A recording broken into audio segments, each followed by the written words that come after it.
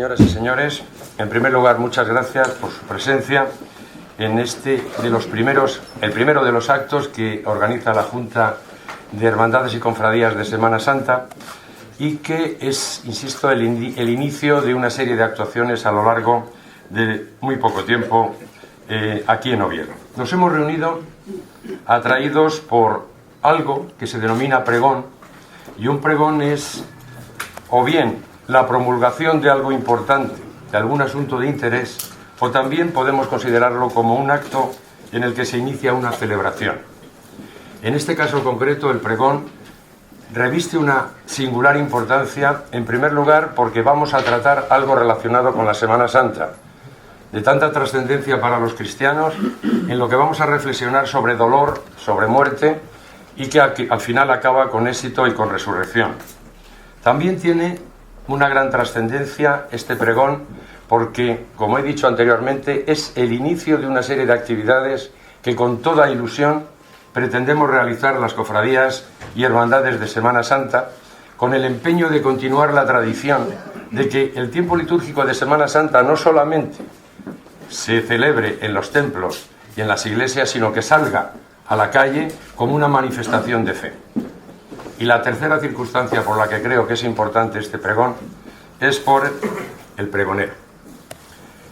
El pregonero en este momento, actualmente este año, tenemos la suerte de contar con el excelentísimo y reverendísimo señor arzobispo, Fray Jesús Sadmontes, que nos honra con su presencia y con lo que nos va a decir, lo que nos va a comunicar. El hecho de que esté yo en esta mesa es simplemente, o la costumbre y lo habitual es para ensalzar o para demostrar la idoneidad del pregonero de que va a dirigirse a todos nosotros. Yo creo que en este caso no hace falta. No hace falta porque es nuestro arzobispo, todos le conocemos, sabemos lo que es, sabemos cómo actúa. Tenemos la suerte de contar con él desde el día 30 de enero del año 2010, en que tomó posesión como arzobispo de Oviedo, y todos sabemos cómo actúa ante la Iglesia asturiana y su entrega a los asturianos. No voy a decir nada más de su persona, pero sí quiero recalcar una cosa. Quiero recalcar la trascendencia que tiene el hecho de que sea él el pregonero. ¿Y por qué digo?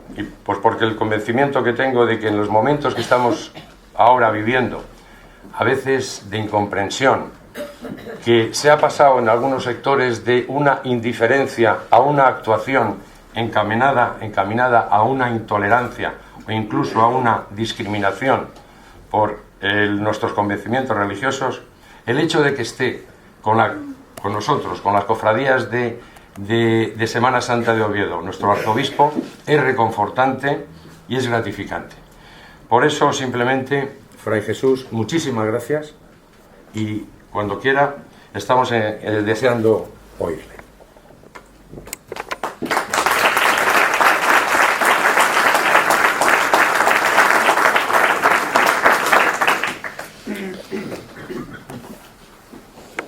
Yo quiero agradecer las palabras así de amables que me ha dirigido don José Ángel, por ser él en este momento y por turno, si no me equivoco, el que preside la Junta de Hermandades y Cofradías de nuestra ciudad de Oviedo.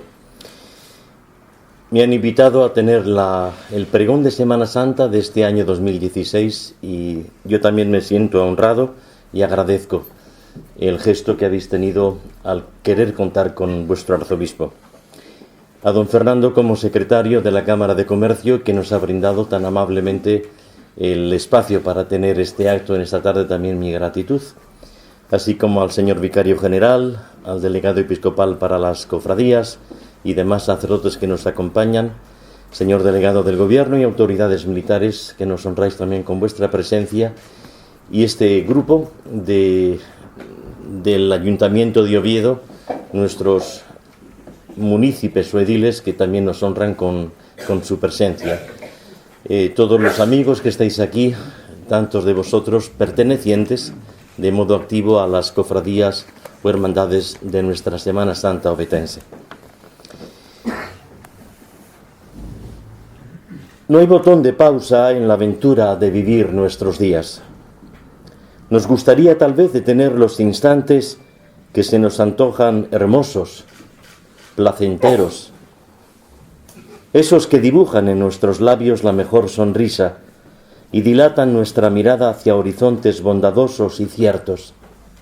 Pero su magia se nos cuela entre los dedos y se nos escapa por más que nosotros la apretemos, haciendo de las manos un colador estrecho, incapaz de poder detener este momento.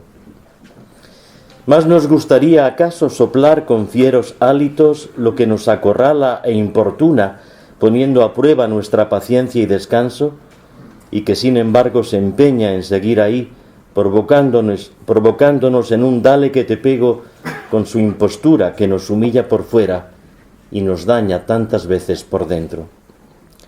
Pero no hay remedio, la vida no tiene botón de pausa.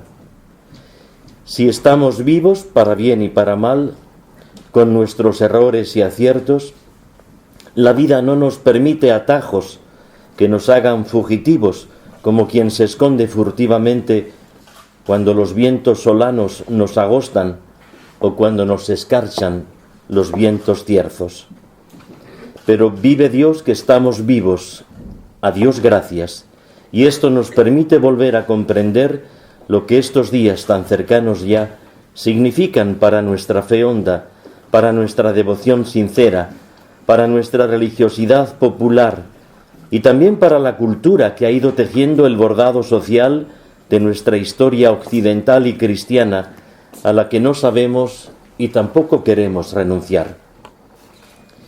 Así nos encontramos en nuestro querido Oviedo, en este trance de dar comienzo a una semana especial, esa que los cristianos llamamos Semana Grande, por ser la Semana Santa de nuestros recuerdos, la de nuestras plegarias de una liturgia solemne y sagrada, la de las torrijas que mitigan los ayunos y las saetas que se hacen piadosos requiebros, las procesiones que vienen y van en medio de la devoción sincera de un pueblo, o bajo la mirada censuradora de los que sólo admiten sus charangas torticeras de la ideología al uso, esa que subvencionan sólo sus fueros.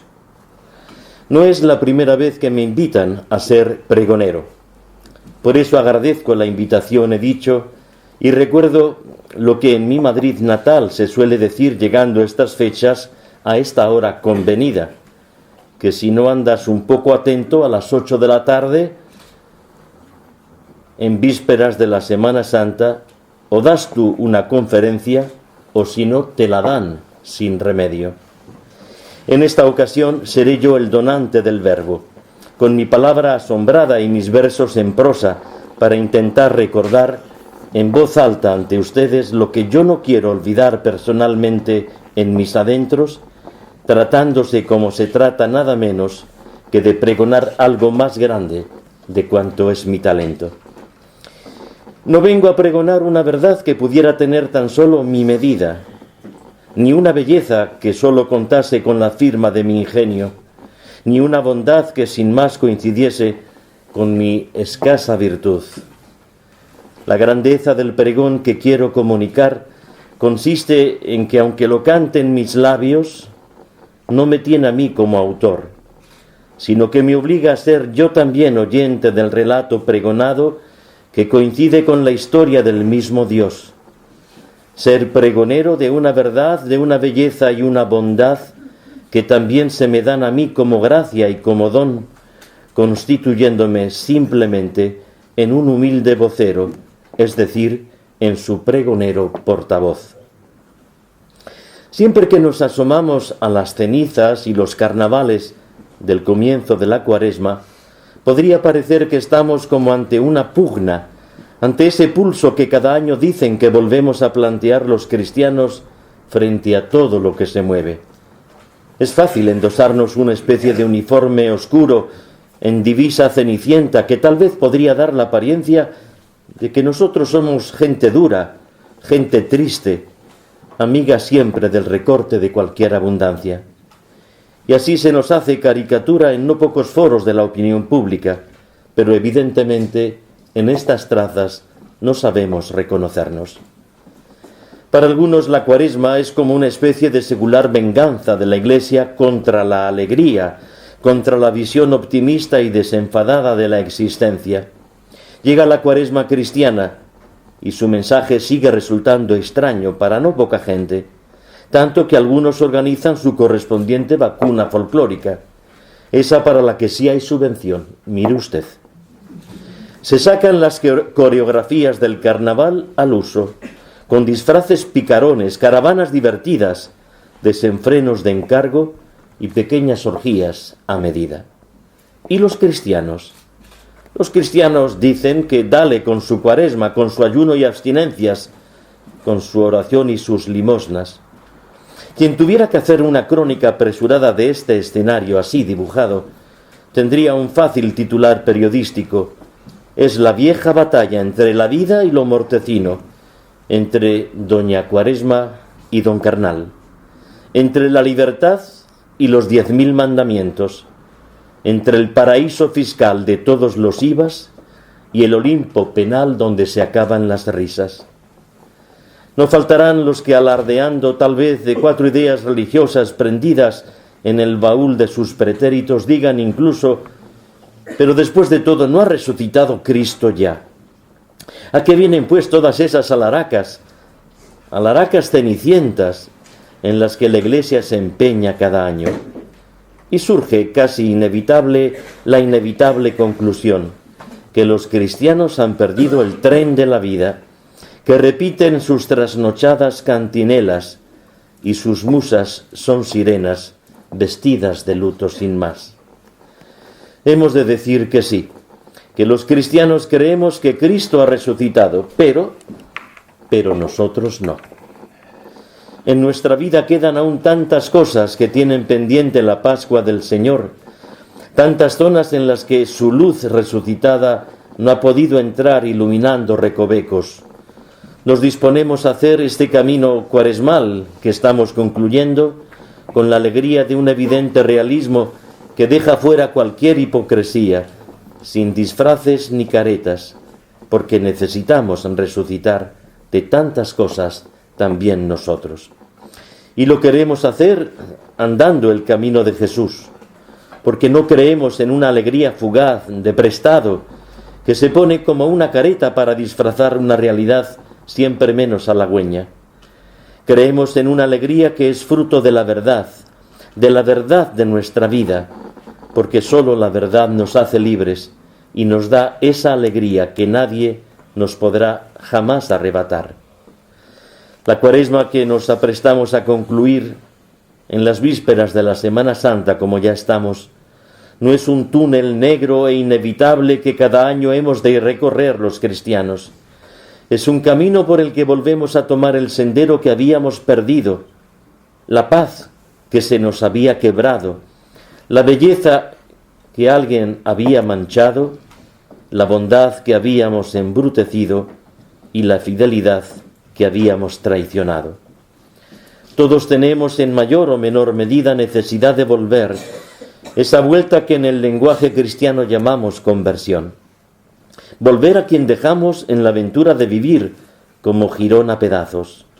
Volver a empezar dejándonos abrazar por una misericordia perdonadora infinitamente mayor que todos nuestros traspiés pecadores juntos.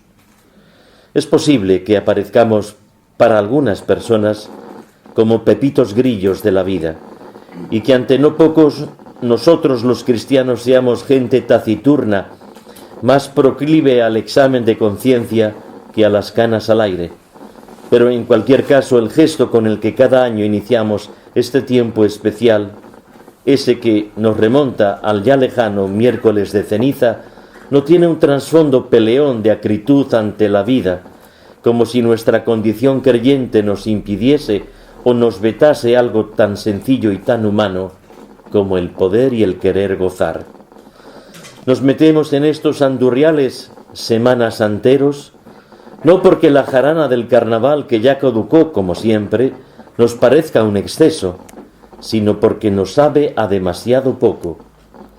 No nos asiste una actitud reaccionaria, sino una postura realista, que nuestro corazón no nos perdonaría jamás que a su infinita exigencia de felicidad la entretuviésemos con un contento que termina, con una alegría que lleva inscrita por doquier su camuflada fecha de caducidad. Porque no logramos nacer cada cual a lo que en verdad sueña nuestro adentro. No llegamos a conseguir por nosotros mismos la realización de un destino para el que hemos nacido y al que nos es imposible renunciar.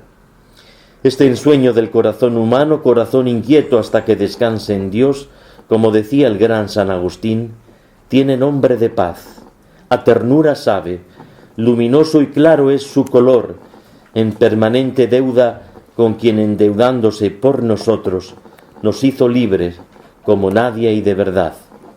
Un ensueño que no es privado sendero de felicidades egoístas, sino que se abre de par en par hacia todas nuestras direcciones recorribles, la que nos lleva y nos trae hacia el misterio de Dios mismo, la que nos recorre y nos sorprende en el encuentro con el hermano y el amigo, la que nos adentra y nos comparte en la conciencia personal más nuestra. Un ensueño tan viejo como eterno es Dios, porque esta fue su huella que nos dejó señalada en nuestro barro fresco aún, como si de una firma se tratase cuando nos creó de arcilla nuestro divino alfarero.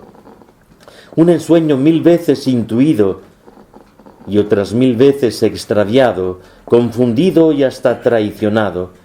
Un ensueño que nos constituye, que nos pone en pie cada mañana para volver a la hazaña peregrina y aventurera de vivir y de convivir en una verdad que no es tramposa, en una belleza nunca manchada, en una bondad que no envilece jamás.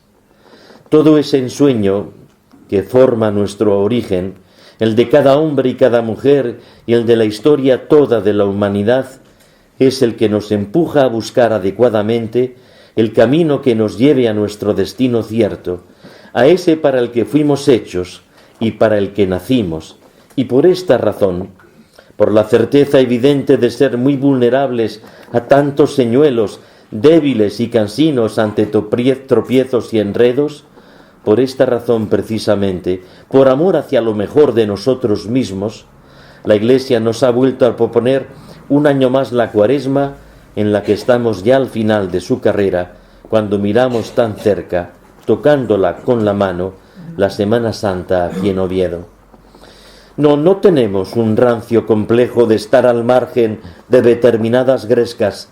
Nos encantan, porque, insisto, no es su exceso el que nos amilana o asusta, sino su cortedad y chantaje el que con serena lucidez nos desengaña.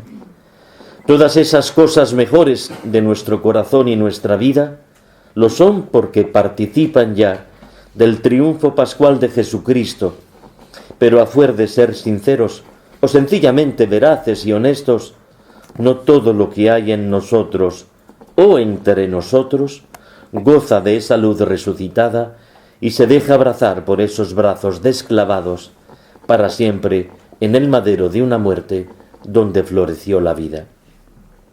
Cuánto me impresionó la primera vez que estuve en Israel al hacer la vía dolorosa con las personas que me acompañaban.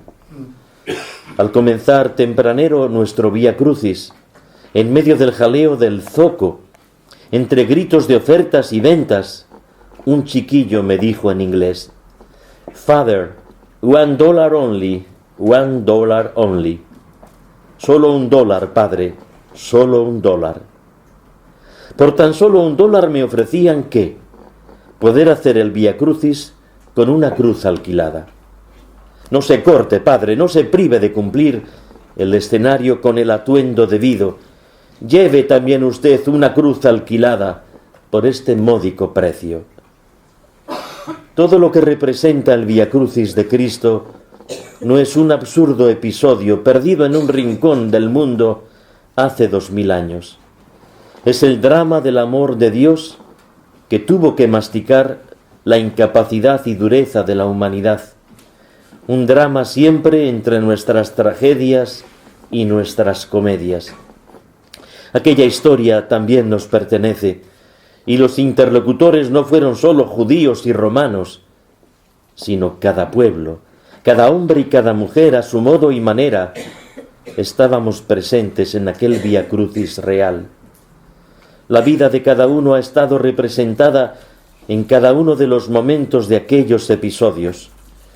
Es el precio pagado por Cristo, mucho más que $1, para que yo pudiera ser sencillamente feliz. Allí estaban mis miedos, en aquellos discípulos huidizos. Allí mis traiciones en las lágrimas de Pedro.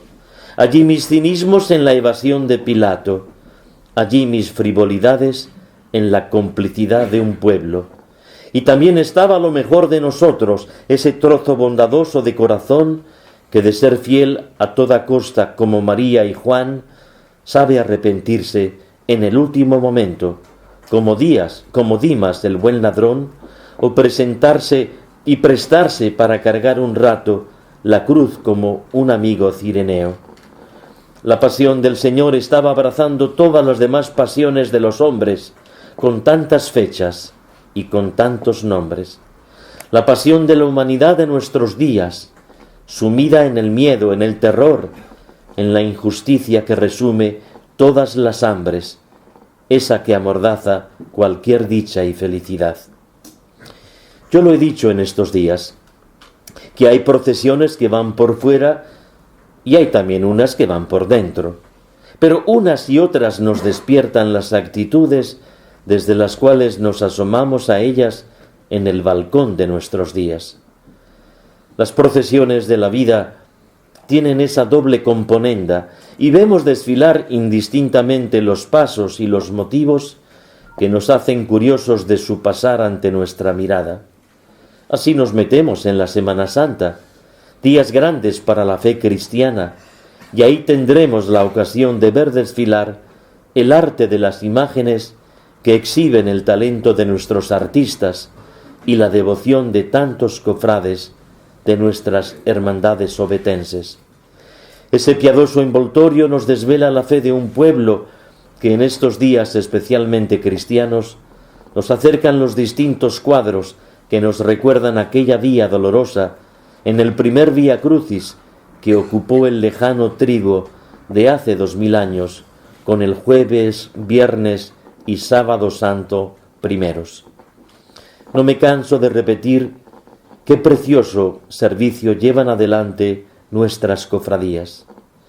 Hay que decir en voz alta, cuando quizás algunos ningunean, el impagable servicio que no sólo el costumbrismo religioso regalan ellas a nuestra sociedad.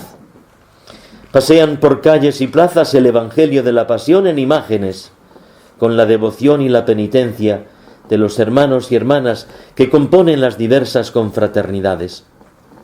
Pero no se reduce a ese momento estelar cuando procesionan con piedad su mejor religiosidad, dando testimonio de la fe públicamente, sino que también los cofrades encuentran en sus hermandades el espacio para formarse como cristianos en esta sociedad.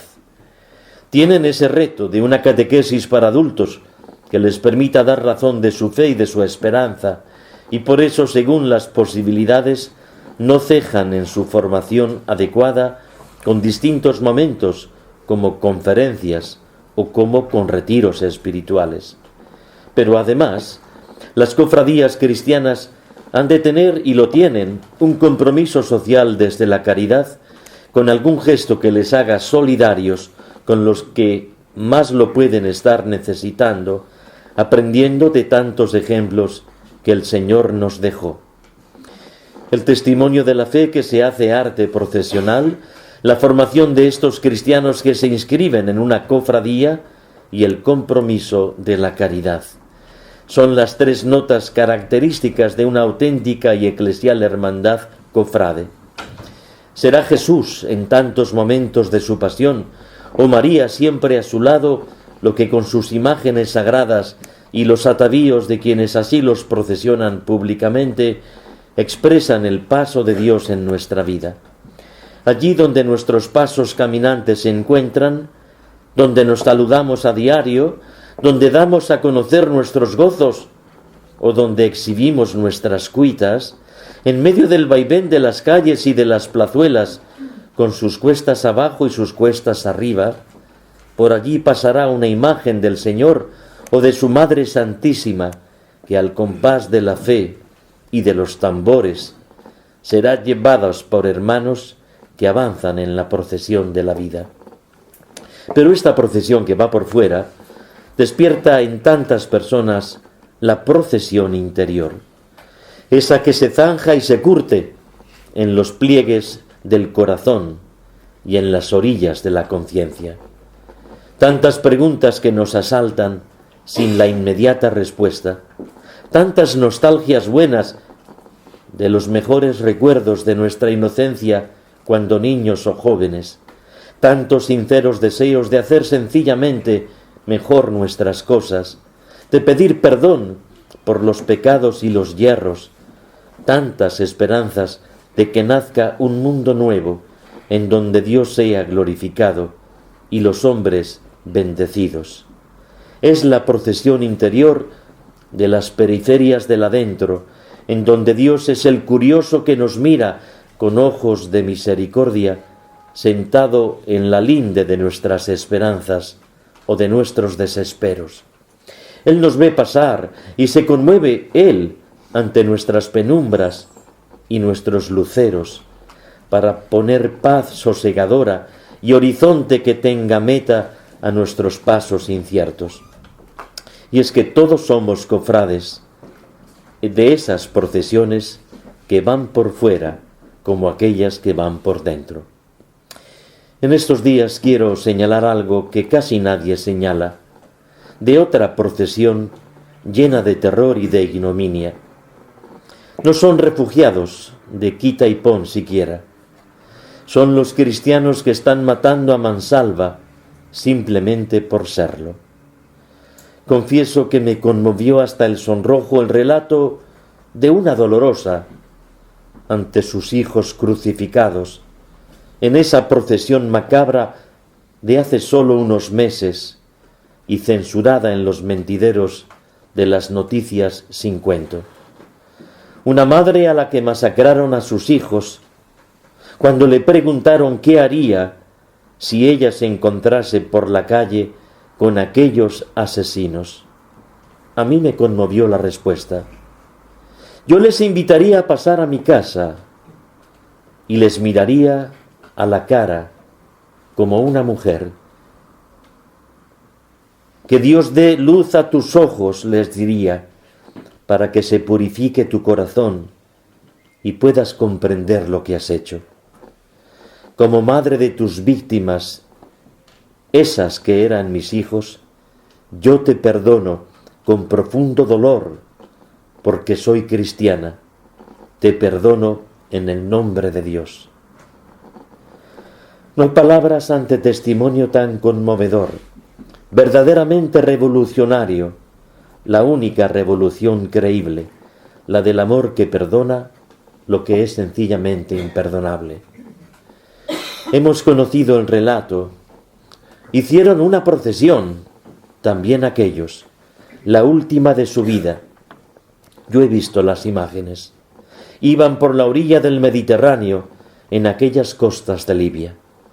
Las olas estaban bravas, como queriendo gritar la terrible injusticia de una matanza que imparable se abalanzaba. Iban en silencio, como corderos a un matadero, conscientes de su supremo sacrificio. Esa vía dolorosa tenía su final junto a unas rocas donde no se levantaba ninguna cruz. Hoy la muerte malhechora tiene estas otras formas. Eran 21 cristianos. Llevaban un verdugo a cada lado, vestidos de negro enlutado, tapando sus rostros embozados por fuera, ocultando así su corazón ennegrecido y pervertido que latía en los adentros. Aquellos matarices invocaron un Dios inexistente, un Dios que es falso, fruto del rencor de sus fantasmas, que les incapacita para entender mínimamente, un Dios que no tiene entrañas, aunque ellos digan que le dan culto. Les bloquea ante la belleza que no comprenden, esta belleza que luego destruyen porque no les dice nada, ni son capaces de escuchar la música de notas inspiradas, ni asombrarse ante la letra de versos y poemas. Es el odio ciego, la violencia balandrona, que respira por las heridas de sus fracasos, de sus atrasos y callejones sin salidas. Ese Dios impostor, a ese Dios impostor le hacen cómplice de sus mentiras y se erigen en ajustacuentas de su gloria vacía como matones a sueldo en ese templo de la vida. Esos 21 cristianos buscaban trabajo en Libia, no robaban al fisco con sus corrupciones de puños blancos y tarjetas negras. No adulaban al pueblo con milongas y quimeras para venderles con trampas o engañifa por un puñado de votos. No pintaban monigotes para herir los sentimientos sagrados de los otros, para reír a su costa sus gracietas zafias, tejidas de escarnio blasfemo, de provocación medida, de libertinaje esclavo y de revoluciones marchitas. Eran sencillamente cristianos, sin trastienda, sin violencia, sin injusticia. Buscaban trabajo para mantener sus familias. Los encontraron fácilmente los matones del turbante para pasarlos por su puñal de guillotina. Murieron dejándose morir, pero no pudieron matarlos, porque aquellos no eran dueños de sus vidas. En sus labios, como siempre sucede en los mártires cristianos, solo una oración a Jesús resucitado, porque el mártir primero, que muere siempre en sus hermanos, para con ellos quiso abrirles la puerta de la eterna dicha. No maldijeron, no se revolvieron, murieron perdonando, como esa madre hizo perdonando a los verdugos de sus hijos, cambiando la muerte en vida, la negra noche en el más luminoso día. Cuando esto ha ocurrido, déjenme que les diga que no he visto a algunos políticos, esos que se enzarzan en sus tribunas exhibiendo sus conquistas o vendiendo alternativas, contando encuestas o jugando con tabletas en los parlamentos al uso. No he visto a los poderosos de las divisas ocupados en los escondrijos de paraísos fiscales, sin conciencia y sin IVA. No he visto a los pancarteros perroflautas, esos de barricadas financiadas, donde propagan sus fracasadas revoluciones de pacotilla. No he visto a los llamados intelectuales artistas, que no cejan en mover su ceja, pero solo en el palco de sus causas perdidas. A nadie de estos he visto. Han matado a 21 cristianos. Qué extraña procesión. Qué hermosa cofradía. Y siguen matando más y más cada día, quemando sus iglesias, destruyendo sus casas y poblados, violando a sus mujeres y a sus niñas, decretando su safari cristianofóbico. ¡Qué maravilla!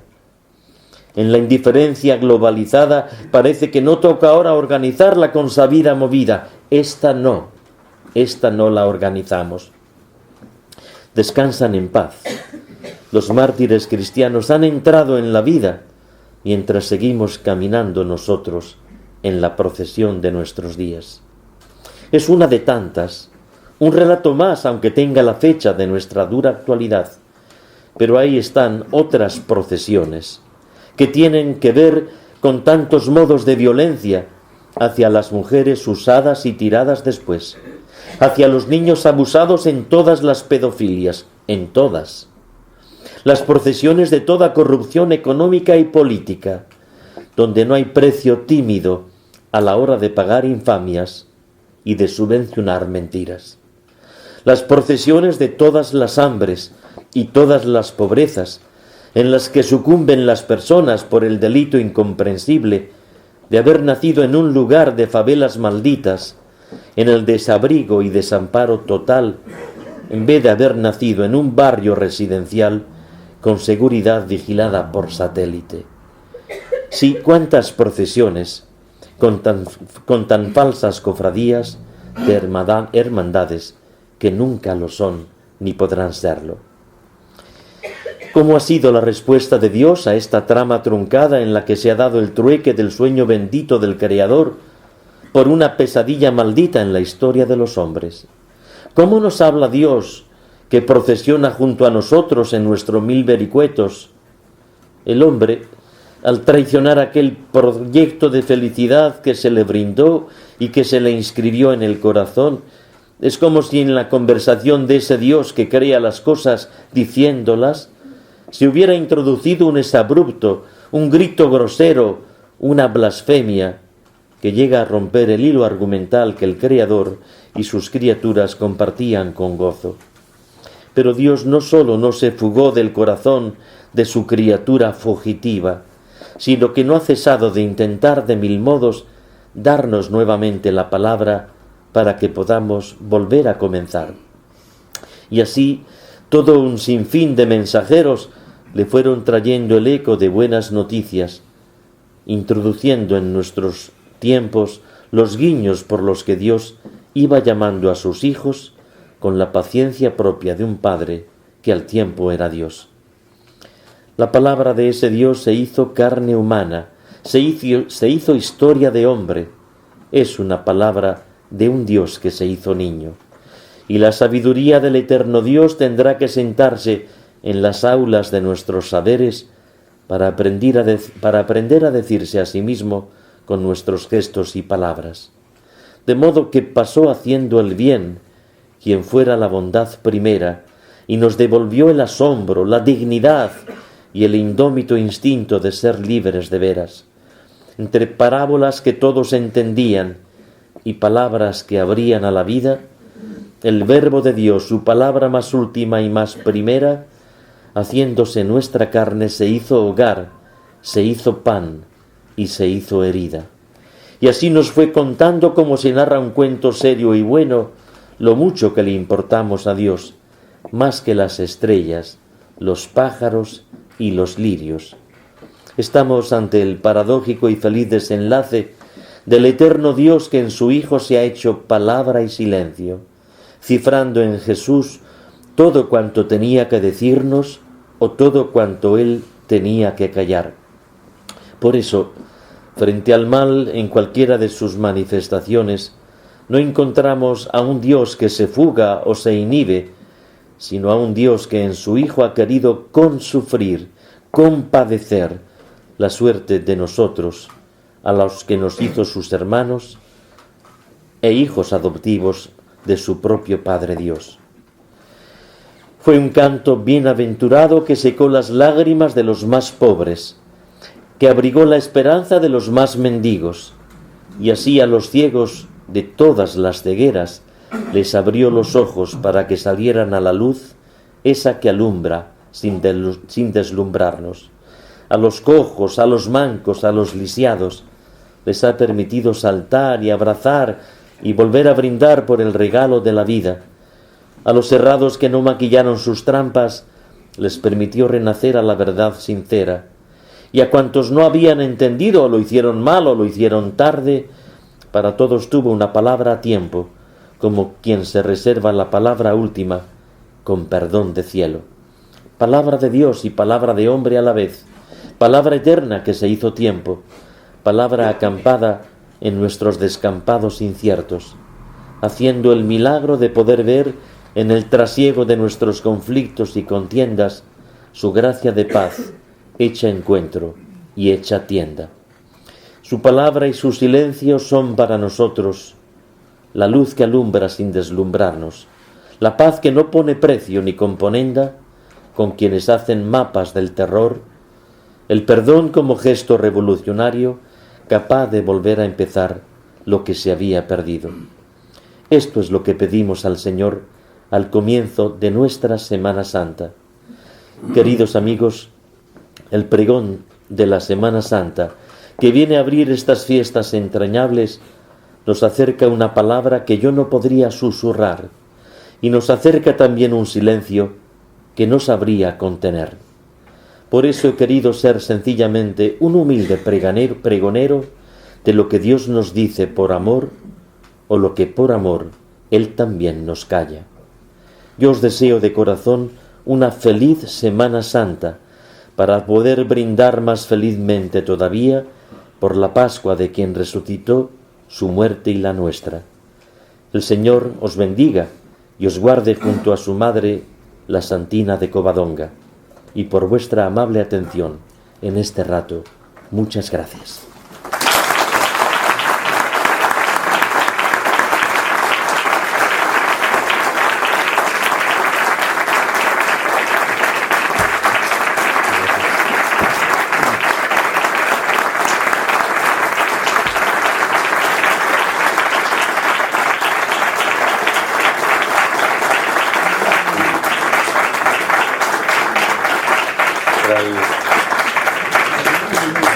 Fray Jesús, los cofrades de la Semana Santa de Oviedo, nunca olvidaremos que fue usted nuestro pregonero.